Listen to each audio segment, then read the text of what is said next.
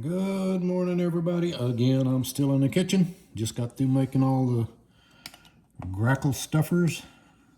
Wound up with 6 bags that'll last me for a while now. Now, I'm moving on to making sweet potato chips for my doggies as a treat. And I will show you how that's done. First, you select the big fat sweet potatoes. The fatter the better.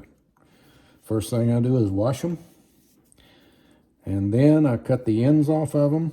That makes them easier to handle in the slicer. I bought this slicer quite some time ago off Amazon, and I want to say it was, I may be wrong, don't quote me, I think it was like $149, but it's worth every penny because it's precise. And I have done a lot of experimentation with this. I started off doing really thin chips, and by the time they dehydrate in the oven at 190, they curl up into almost nothing. So I wound up with, now the thickness on them is 1/8 of an inch. So I will show you what they look like.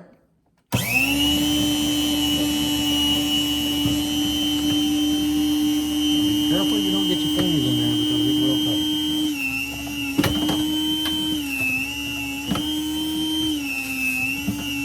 You want to cut them lengthways.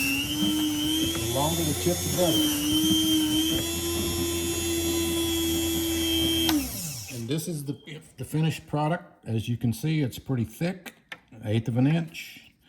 That makes, by the time it dehydrates, it maintains its shape pretty much, and it creates a like a chewy potato chip, even though it's dry, that they can't just chomp up in a couple of minutes. And they love them, and it's good for their health. It's good for their gut, and they're good for their skin, just like it is for humans.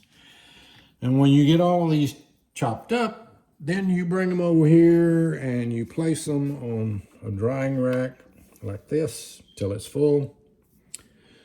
Place them in the oven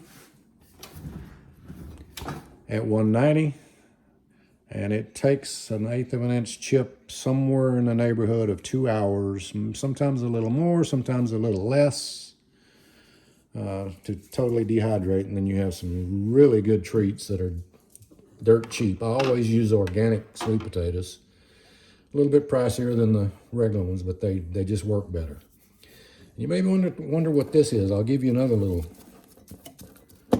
freebie. That's vinegar in there, ACV to be exact. I do a lot of fermentation. My own sauerkraut. I make my own kombucha.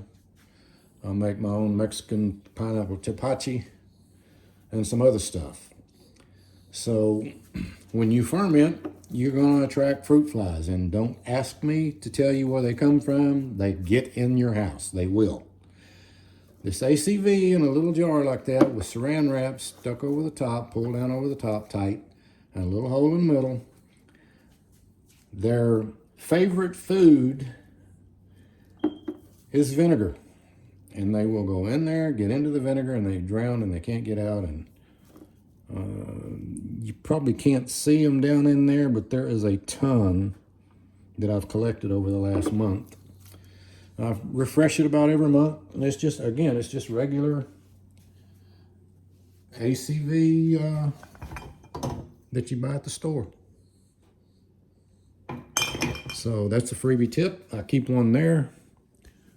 I keep one there, and I keep one up here on this counter.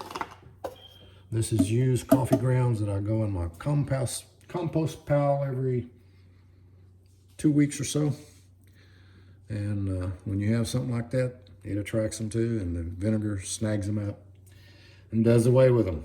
So anyway, that's how you make the little doggy chips out of sweet potatoes.